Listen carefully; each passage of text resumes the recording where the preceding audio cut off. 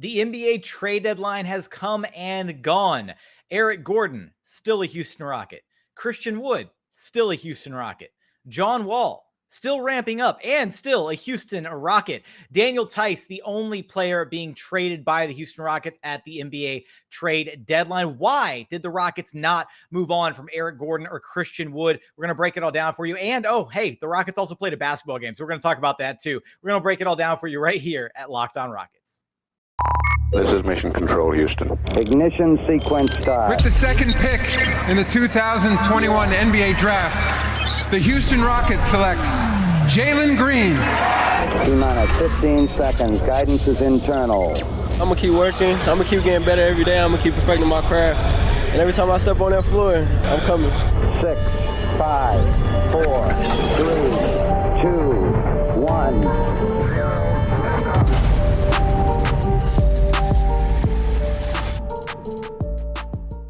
What's up, and welcome to another episode of Locked On Rockets, your daily podcast home for everything Houston Rockets basketball. As always, I'm your host, Jackson Gatlin, native Houstonian, and also host of Locked On NBA Mondays. Be sure to follow along on Twitter at JT Gatlin, and the show, of course, at Locked On Rockets. As always, thank you so much for making Locked On Rockets your first listen each and every day. The NBA trade deadline has come and gone.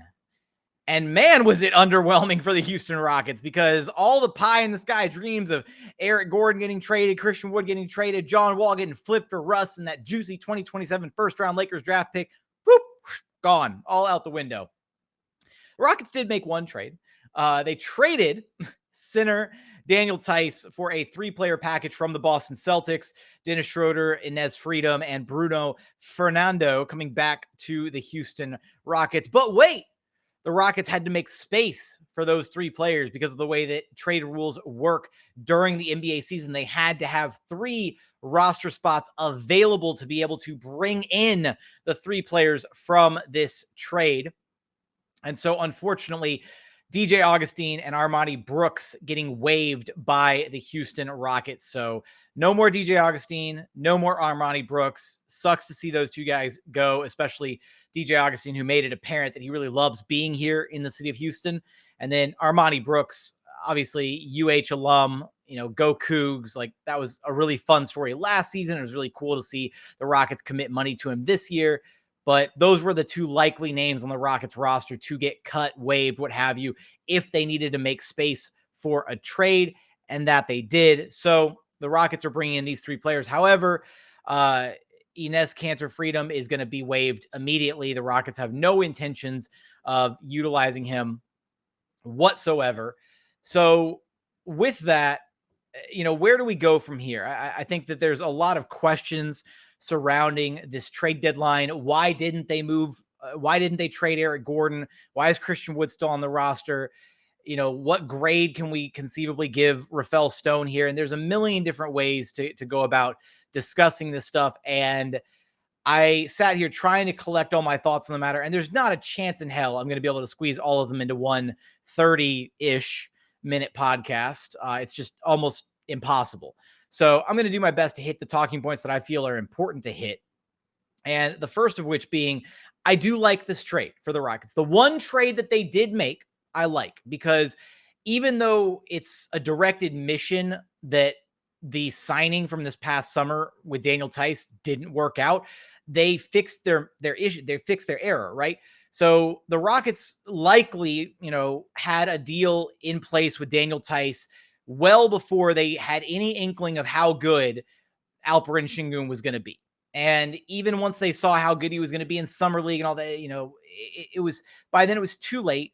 And they had an agreement in place with Daniel Theis, and they were planning to bring him in. They were planning to bring him in, have him be the starter next to Christian Wood, all of this. And to then have to go back on that deal is tough. But Daniel Theis was a consummate professional for his entire time here in the city of Houston.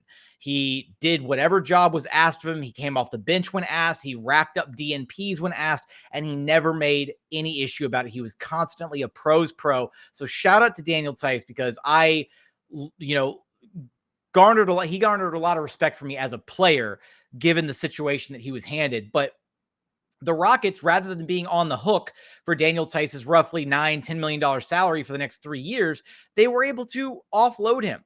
And they don't have any more of that long-term money committed on the books. Dennis Schroder is coming back to the Houston Rockets, and based on some commentary from Stephen Silas after the Rockets-Raptors game, in which the Rockets lost by a hefty margin, 139-120, Stephen Silas mentioned the fact that Dennis Schroder is a guy that could have conceivably helped them in this Raptors game. And I kind of imagine that the direction that they're going to go based on Silas's commentary is that Schroeder's probably going to be a part of the rotation moving forward. And he's probably going to, soak up some minutes off the bench for the Houston Rockets. Whether that's the right move or not, we will revisit that topic in a little while, but maybe not in this episode, down the line. But basically, the move clears the money off the books, right? So it's kind of a nice little reset, and to not have to give up an asset like a future second round draft pick or something to that effect to get rid of Daniel Theis' contract is a win. All right. So I think that we can at least safely come away thinking, all right, the Rockets did make a mistake by signing Daniel Theis this past offseason. They didn't realize how good Alperen Sengun was going to be. You already knew you had Christian Wood in there, but they were trying to, make things work with him running at the 4, all these different things, right? And rather than have Daniel Theis get paid $10 million a year to rack up DNPs for the next 3 years, they were able to find a suitable deal to get him off the books now, and did it without having to forego any future draft capital or any other assets to offload his contract. So I consider that a win.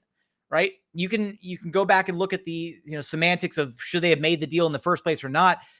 We're past all that. They know what they have with Christian Wood. They know what they have with Alperen Sengun. And those two guys are able to hold it down at the 5 spot, which rendered Daniel Theis obsolete. So they made the right move to get away from Daniel Theis. And I think that you have to at least give Stone credit in that regard for, pulling the trigger and making something like that work, because they cleared the books. They didn't give up any draft capital. Maybe you make the argument that Daniel Theis would have been worth a second round draft pick to another team, but clearing the books is already like a 1-for-1 trade. And then, trying to demand a second on top of that for what is effectively going to be a backup center for the Boston Celtics, that's probably too tall of an ask, unfortunately, at this point in the trade deadline. But another clear message that I want to hammer home here is no trade is better than a bad trade. And what we saw happen at this deadline is Rafael Stone didn't make a bad trade. And it wasn't for lack of trying. We heard that there were reports that Rafael Stone shot his shot, that he tried to get the Lakers to acquiesce to a John Wall, Russell Westbrook swap, including that 2027 first-round draft pick.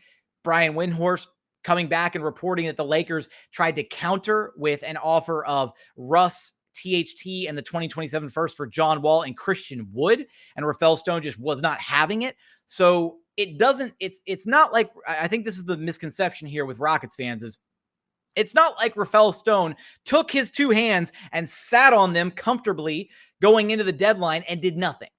The deals that he wanted were not there. And even though there were reports that the Rockets had first-round picks lined up for Eric Gordon, whether or not those were first-round picks in this upcoming draft or first-round picks in later drafts, we're not going to know.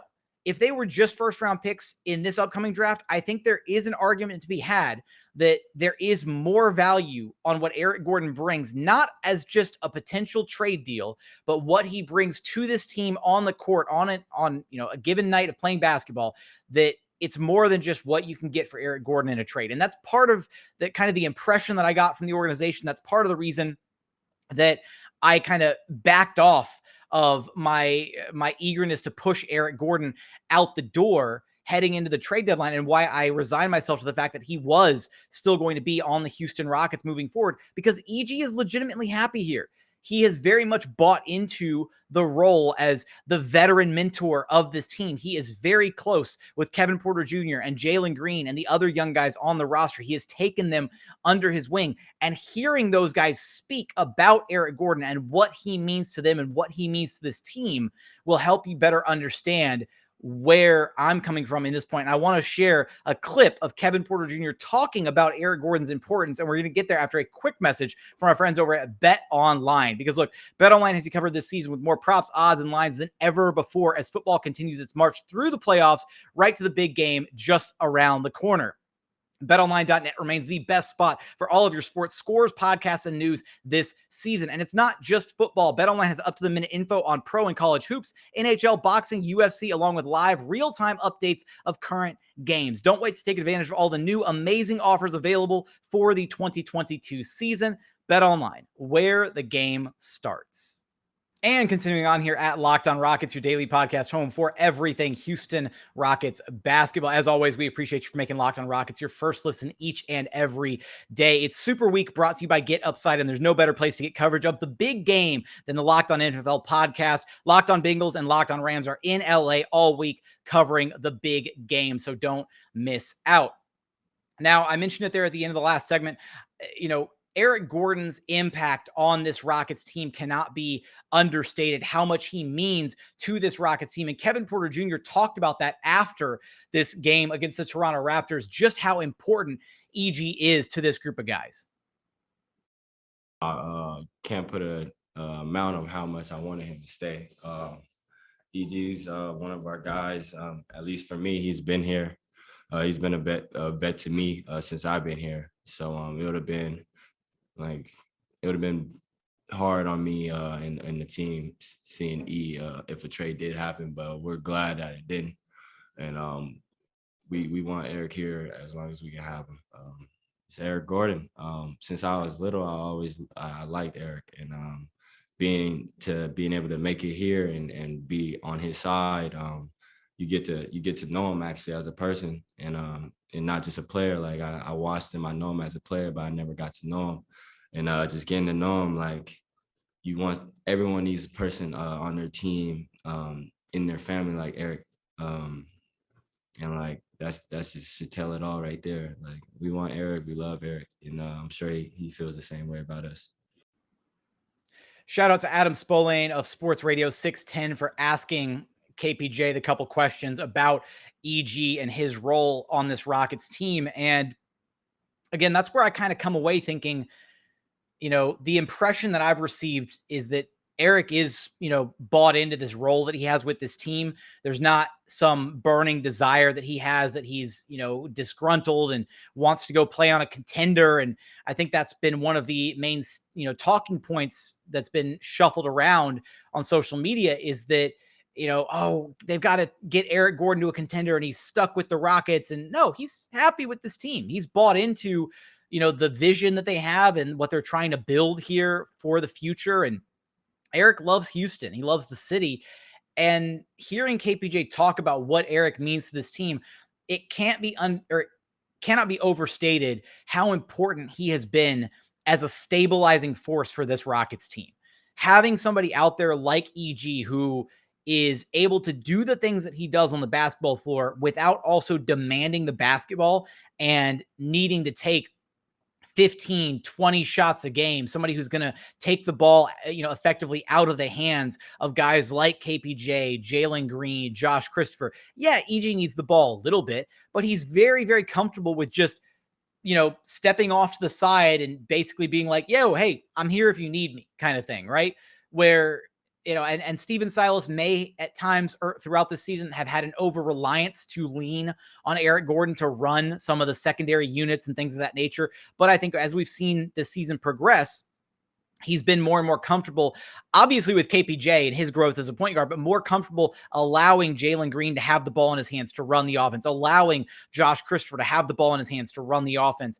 And so having a vet out there like EG to help kind of steer these young guys so that they're not just out there getting trounced by 15, 20 points a night, to have him out there to get a clutch bucket when they really, really need one, to kind of slow things down and be that calming presence on the floor for them. It doesn't do anybody any good at the NBA level to go out there and get their asses kicked every single night by 15 to 20 points. This Rockets team would be way worse off than they are if they hadn't had EG at all this season. And again, I'm not trying to say that they shouldn't have traded EG because he might be able to get them 3 or 4 more wins between now and the end of the season, and that was a good reason to not trade EG. But development is also more than what just happens on a basketball floor, right? It's what takes place in the film room, in practice sessions, the bonding, the learning about how to thrive as an NBA player, right? Just the advice that he's able to give to these young guys, learning by doing. Just he's been there, done that. He's been around the block a couple times now. So having a vet like that on your team to help bring up these young guys is, I think, really, really important. And so when you start looking at it from that perspective of it being more than just, okay, well, the Rockets could have gotten back a first round draft pick. So Rafael Stone failed as a GM because he didn't, try and trade every piece under the sun that's not, here for the long-term vision of this Rockets rebuild for more draft assets, a la Sam Presti. Then, he's obviously not doing his job as a GM. No, I think there's a bigger picture here of things to look at. Eric provides them the veteran stability. He provides them with, all the on the court, off the court stuff. Not only that, there's a possibility that there might be better offers than what were available here at this deadline for EG, either this upcoming summer or potentially next deadline. Now, that one, maybe not, but it's possible, right? Maybe this deadline was just a little weird. Jeremy Grant was supposed to be one of the names that was going to be on the move this deadline. It was probably going to be one of the top tier candidates to get shipped off to a team and really be an impact player. And he didn't get moved, probably because the asking price that the Detroit Pistons had, or the market just wasn't in a great place for them to deal Jeremy Grant. So it was a bit of a weird trade deadline.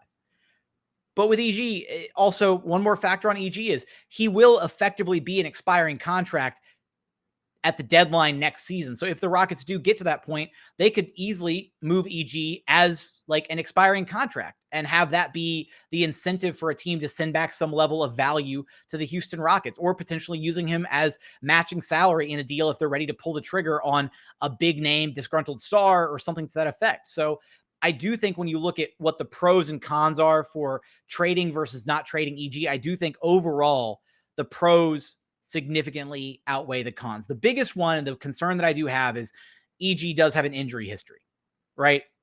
So worst case scenario would be EG gets injured here, in this back half of this season or early next season or something. And then the Rockets are effectively not able to do anything with him. And they're just going to have to sit there and eat the money. And that, stings maybe a little bit if you look back and you're like, oh, they could have had a late first round draft pick and instead EG just got injured. But that still leads back to all those other things that we just talked about, which is all the on the court, off the court stuff that EG provides to this team. Now, yes, he's not going to be providing that if he's injured, but that's, again, one of those fingers crossed. You never wish injury upon anybody. So assuming EG is able to stay healthy, I think he brings a lot of things to the table that a lot of fans aren't really considering at this very point, when they're just upset because nothing really happened at the trade deadline for this Rockets team. So again, I'm disappointed, but I'm not upset by this deadline. I don't think there's really anything to be upset about at this deadline. I will say that it's unfortunate that there wasn't able to be a deal made for Christian Wood, if only because, right, Wood is directly impeding the ability for Alperen Sengun to kind of take his place as what a lot of fans want to be the center of the future of this franchise. I will say that not moving C Wood here at the deadline does open up possibilities for moving him potentially this summer. It allows for more data points to be collected on Christian Wood and Alperen Sengun as a front court duo, because maybe there's still more to that. Maybe they can, experiment with it a little bit more. And if it shows that it has a chance to work out, then maybe that changes the math on whether or not the Rockets feel they have to move on from Christian Wood. And again, if Christian Wood is only a guy who's going to be worth 18 to 20 million a year, rather than a max contract guy at the end of this current deal, I'd happily hold on to Christian Wood at that salary range for the foreseeable future. I think he's an incredibly talented player, and in the right setting can be extremely effective. And I have a lot of good things to say about, I actually have some positives to talk about and say about Christian Wood from this Raptors game, despite the Rockets getting the doors blown off the barn against the Toronto Raptors and Pascal Siakam and Gary Trent Jr. But I walk away from this trade deadline being underwhelmed because of the lack of deals. Yes, but I'm not and slightly disappointed, but I'm not upset. And I do think that Rafael Stone set a precedent. And I think this is really important, right? I echoed this sentiment in the first segment, but no trade is better than a bad trade. And Rafael Stone did not walk away orchestrating a bad trade at this deadline. He shot his shot. He tried to make the John Wall for Russ swap happen. He listened to offers for Eric Gordon. He listened to offers for Christian Wood, and the market just wasn't giving him what he felt was correct and what he felt was his valuation of Eric Gordon and Christian Wood. And rather than caving on a bad deal and getting like 60 or 75 cents on the dollar for one of those two players, he said, you know what? I'm just going to wait because I'm not under any pressure to move these guys right now. And while moving on from Christian Wood would effectively open the doors for Alper and Şengün to get as many minutes a night as possible, I do think it also makes it harder to move on from Christian Wood after they've moved Daniel Theis. Now, I'm not saying the Daniel Theis trade effectively made them unable to trade Christian Wood. I'm just saying once I saw the Theis trade happen, I was like, yeah, well, there's not going to be a Christian Wood trade that like slips in under the radar here in the final seconds, a buzzer beater going forward. But they're going to be able to revisit those guys because those are guys that are still going to have value further down the line. And maybe we're talking about an Eric Gordon or a Christian Wood trade on draft night or this upcoming offseason or at the deadline next year. And we're going to be looking back at this deadline thinking, oh, we were idiots for wanting Rafael Stone to deal them then because he got such an attractive, trade offer for them now, or he was able to get more value for them than he would have if he had pulled the trigger way too early on those guys. And I think that setting that precedent of he had the value that he wanted for those guys and he wasn't going to bend to other GMs means that moving forward, those GMs know that he means business, that he's not bluffing and that he's not going to cave at the last second where other GMs think that they can get the better of him. He did that with the 76ers and the Brooklyn Nets in the bidding war originally for James Harden. He held his own. He learned his lesson at the last trade deadline by leaking that he had multiple firsts for Victor Oladipo and then walking away only getting a pick swap. So he learned his lesson there. And then this trade deadline, he really did have those offers on the table. A lot of reports came in saying that the Rockets had, decent offers on the table, but that other teams weren't meeting the demands that the Rockets had. And I think you have to be happy with that. Right? Maybe you argue that Rafael Stone should have lowered his trade demands. Maybe he shouldn't have been as aggressive and should have just, acquiesced to what the other teams were willing to try and do. But I do think it sets a strong image for what he's trying to accomplish with the Rockets front office. And I walk away not necessarily confident, but not upset. Like, again, if I had to grade this trade deadline for the Rockets, I'd give them like a strong C+. like there's not exactly a whole lot to be like happy about from this deadline, but there's also not a whole lot to be upset about because again, Christian Wood's not going to walk for nothing this offseason. Eric Gordon's still going to be able to be a vet and provide what he provides to this team in and around the young guys on and off the floor. And they can revisit those guys down the line. And with John Wall, again, we're basically back to square one with John Wall, which is they'll revisit buyout talks this summer. Like he's still ramping up, and that's that. The John Wall trade was always, very much pie in the sky, hopes and dreams that he would get flipped for Russ and the Rockets would be able to bring back some draft capital in addition to doing that. So if anything, maybe John Wall becomes a gigantic expiring contract next season that they're able to flip into the next disgruntled star, whoever's available on the market, and they pull the trigger on utilizing a big chunk of those draft assets that they have from the Brooklyn Nets. Coming up, I do want to get into one more kind of final thought about this trade deadline and the kind of timeline for the Rockets moving forward, as well as some quick thoughts from the Rockets-Raptors game that they lost 139-120, because there were some interesting tidbits from that game that I want to get into. But first, a quick message from our friends over at Shopify, because look, Shopify gives entrepreneurs the resources once reserved for big businesses. So upstart startups and established businesses alike can sell everywhere, synchronize online and in-person sales, and effortlessly stay informed. Scaling your business is a journey of endless possibility with Shopify. You can reach customers online and across social networks with an ever-growing suite of channel integrations and apps, including Facebook, Instagram, TikTok, Pinterest, and more. You gain insights as you grow with detailed reporting of conversion rates, profit margins, and beyond. More than a store, Shopify grows with you. Go to shopify.com/lockedonnba, all lowercase, for a free 14-day trial and get full access to Shopify's entire suite of amazing features. Grow your business with Shopify today. Go to shopify.com/lockedonnba right now. That's shopify.com/lockedonnba. And another message from our friends over at Built Bar. Look, if you're still going with your New Year's resolutions and you're starting to fade a little bit, then Built Bar can help you out. It's the protein bar that tastes like a candy bar. I'm telling you, you've got so many amazing flavors over at Built Bar. They've got raspberry, mint brownie, peanut butter, cookies and cream, strawberry, my personal favorite, coconut brownie chunk. You can't go wrong with any single bar on their menu. Every bar is low cal, low sugar, high protein, high fiber. Amazing if you're on a keto diet. Amazing if you're trying to stick to your New Year's resolutions and you feel yourself kind of fading out a little bit. Built Bar can help you keep going strong. And you can check them out. Just go to built.com and use promo code LOCK15 for 15% off your very next order of the best tasting protein bars on the market. Again, that's promo code LOCK15 for 15% off at built.com. And final segment here at Locked On Rockets, your daily podcast home for everything Houston Rockets basketball. As always, appreciate you for making Locked On Rockets your first listen each and every day. For your second listen, go check out Locked On Bets, your daily one-stop shop for all of your gambling needs. Locked On Bets, hosted by your boy Q, with expert analysis and insight from Lee Sterling. It's free and available wherever you get your podcasts. Now, couple more thoughts here on the trade deadline stuff, and then I'll squeeze in some thoughts on this Rockets-Raptors game. Now, I will say that it's important to remember that the Rockets' timeline for when they want to be good again is that 2023 season, right? Like, they need to be on the upswing then, because that summer is when they're going to have all of the cap room to be, big spenders. So next season, they want to be like on the upswing next season. So that means whatever rookie they pull in, whatever top prospect they get from the draft, they want to bring him into this exciting young core that the Rockets have. And they want to be a team that is kind of pushing and making that upwards noise into the kind of play-in area, maybe lower playoff seeding.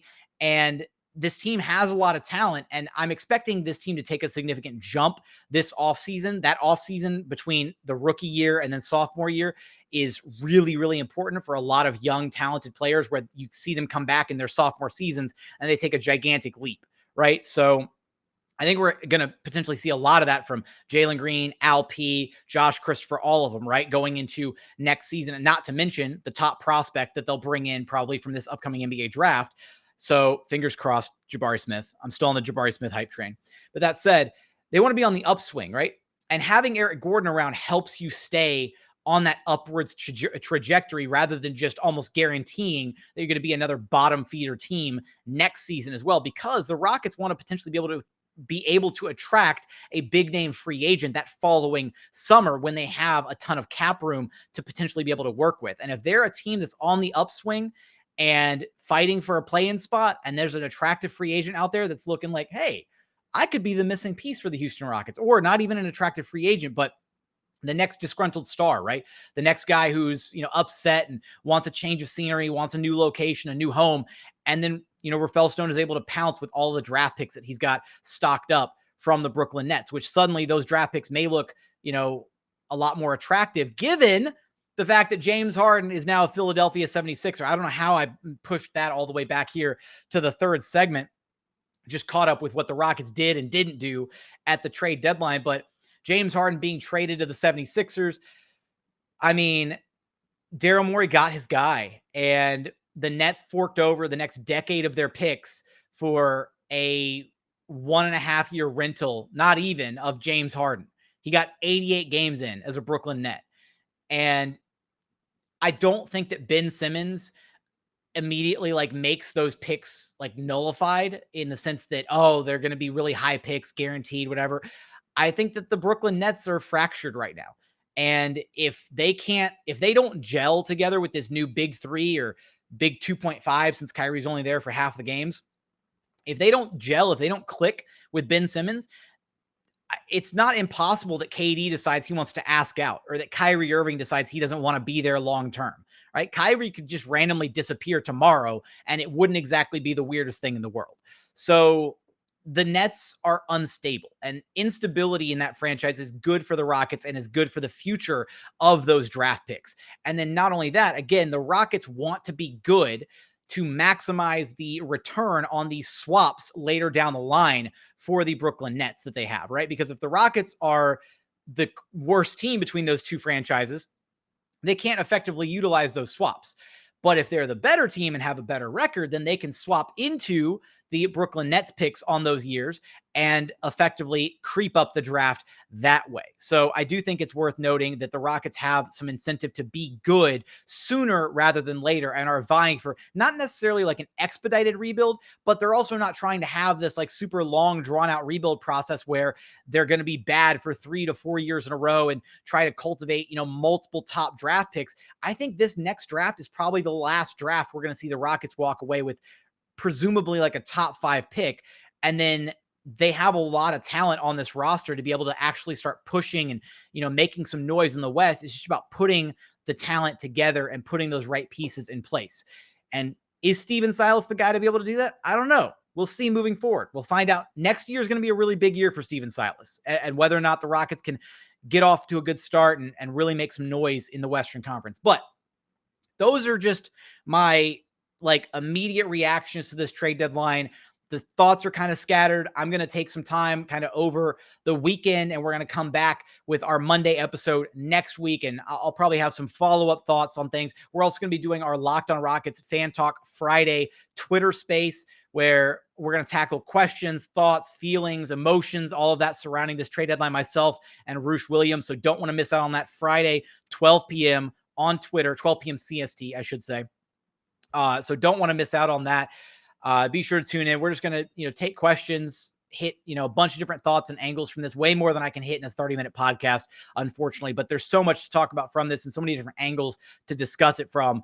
I'll be sure to, kind of circle back again this upcoming Monday with final thoughts on how everything panned out. But I do want to talk a little bit about this Rockets-Raptors game, mainly because the Rockets' backcourt looked really, really good. Kevin Porter Jr. with 30 points on 11 of 16 shooting, a new season high for KPJ after setting his previous season high just in the game before this. Shot 6 of 9 from three-point range. Nice. And had 8 assists, had 3 boards, 1 steal, just 3 turnovers. So a nice return to normalcy for KPJ after the high turnover outing in his last game, despite the amazing 3-point shooting. Did have those 7 turnovers, which was kind of frustrating to see out of KPJ and kind of, outside of the norm of what we've come to expect from him taking care of the basketball. So KPJ really had it going in this game. He was also really effective in a variety of ways, right? The 3-point shot really opens up his drive. He had a strong drive to the rim that he finished with a dunk. He had another strong drive to the rim where he finished with a high arcing shot, like off the glass. So just, finishing in a variety of ways, attacking the defense in a variety of ways was really good to see out of Scoot in this one. We haven't really seen him take over as like the scorer in some of these games.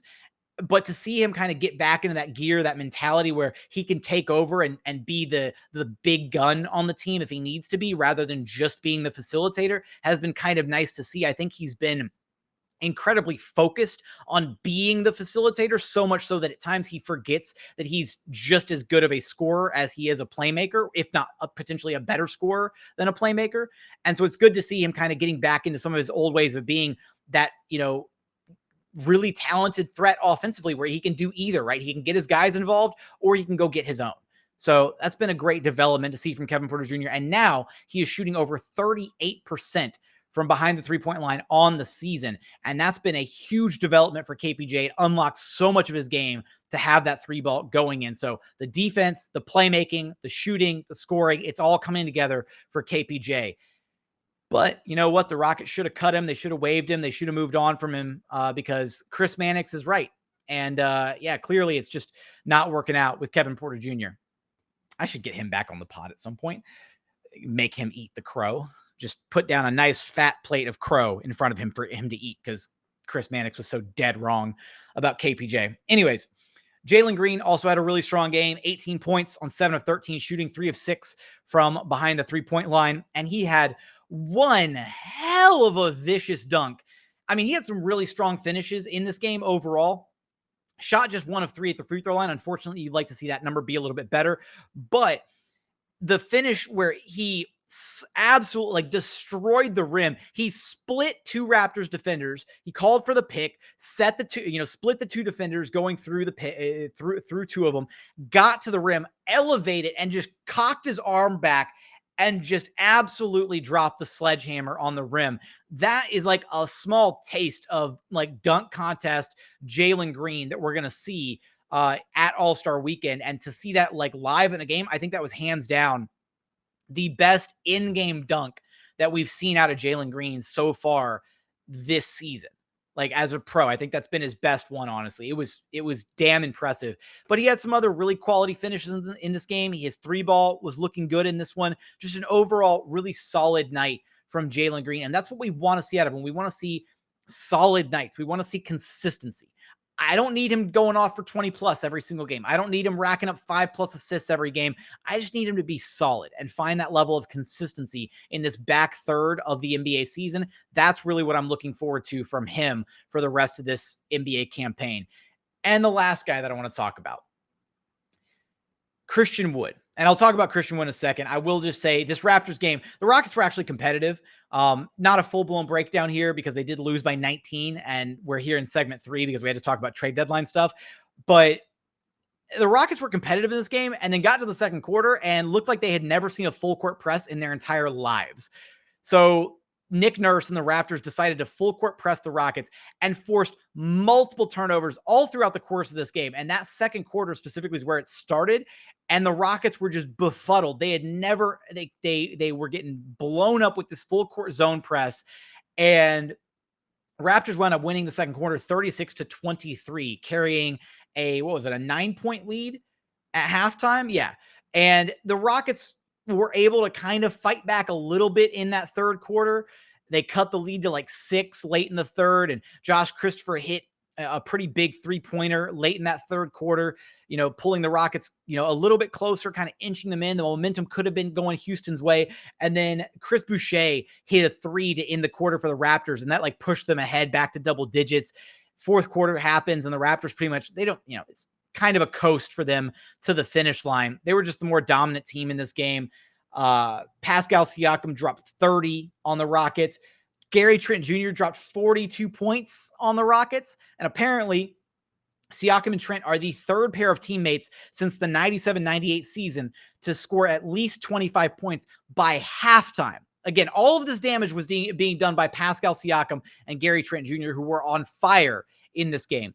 But the other two pairs of teammates that have done that before, dropping 25 points in a half and in the same game, Steph Curry and Klay Thompson did it together, and James Harden and Chandler Parsons did it together for the Houston Rockets. So fun little anecdotes there.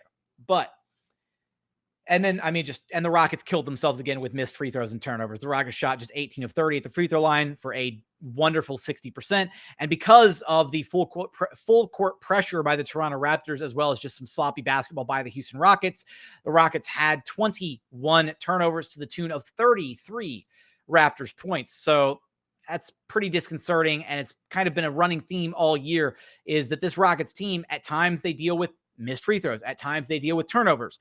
At times they deal with both of them in the same game. And when that happens, they tend to lose, because it's really hard to win a basketball game when you turn the ball over that much and when you miss your free throws that much. It's that simple. So that said, I want to give Christian Wood his flowers, because after going in on Christian Wood and being very critical of him and the fact that he wasn't sharing the basketball with his teammates and that he kind of iced out KPJ and Jalen Green in the last game against the New Orleans Pelicans, Christian Wood did a phenomenal job of sharing the basketball in this game. Seawood was could have been flirting with a triple-double had his teammates actually converted on all the quality passes that he was getting them, but he finished with 17 points on 6 of 12 shooting, just 1 of 6 from the 3-point line. So unfortunately, kind of an off shooting night for Seawood from deep. Was 4 of 6 at the charity stripe, had 11 total rebounds, had 6 assists on the night. That matches his career high. 2 blocks as well. So he was, getting after it a little bit on defense, but the assists are really where I want to focus. The playmaking is really where I want to focus, because it felt very intentional. Christian Wood started this game and was very intentionally looking for his teammates, actively trying to get other guys involved. And the Rockets offense looked damn good when he was doing it. When the ball moves, it goes from what is maybe a good shot for Christian Wood, maybe making it over the top of the defense or drawing a foul and getting to the free throw line and maybe hitting your 2 free throws. It goes from being a good shot for Christian Wood to a great shot for other guys, be it a wide open corner 3 or a kick out to the top of the key for a wide open shot or hitting a cutter on the way to the rim. He had a couple great passes to KJ Martin. Like, this was a great game from Christian Wood. And if this is the type of Christian Wood that we can get on this Rockets team moving forward, albeit still need to see some improvements defensively. But if this is the way that he can play, making his teammates better on a nightly basis by utilizing his threat and his gravity as a scorer and leveraging that into being a playmaker for his teammates and creating easy opportunities for them on the floor, I don't want to see this Christian Wood moved. This is the Christian Wood that I can buy into as a long-term potential fit on this team, fit with Alperen Şengün permitting, right? But that being said, this is what I want to see out of Christian Wood for the rest of the season. And maybe I'll change my tone on him. If he can keep this up consistently, I would love to see a stat line for Christian Wood on a nightly basis rather than racking up 20 and 10 every night. Give me 15, 8, and 6, right? Like this stat line, right? He had 17, 11, and 6. Give me 15, 10, and 5 every single night, because those 5 assists means you got 5 buckets for your teammates, and those were good quality shots more than likely. So I loved what I saw out of Christian Wood in this game. I felt like he made it a point to get his teammates involved. And whether that's because he scrolled my timeline and saw what I had to say about the last game against the Pelicans, or maybe that was just the encouragement from the coaching staff to be a little bit more of a facilitator on the floor, I don't know the reason. But I'm happy to see it, and I will give the man his flowers when he deserves them. He played a really good basketball game, probably one of my favorite C. Wood games of the season. So with that, those are final thoughts on the deadline, or preliminary thoughts on the deadline, I guess. We'll have more of them because there's just way too much to fit into one podcast. Thoughts on the deadline, thoughts from this Raptors game, all that good stuff. As always, appreciate you for checking out the show. If you haven't done so yet, please consider subscribing wherever you listen to your podcasts: Apple, Spotify, Google, brand new Odyssey app, free and available on all platforms. Also, check out the Locked On Rockets YouTube channel. Search Locked On Rockets on YouTube. Like, comment, subscribe. How did you feel about the Rockets trade deadline? Were you upset? Are you happy? Are you okay? Are you middle of the road, kind of like me? Where do you stand on what happened at the trade deadline? And let me know in the comments. But as always, thank you so much for watching, so much for listening. And we look forward to having you back right here at Locked On Rockets, your daily podcast home for everything Houston Rockets basketball.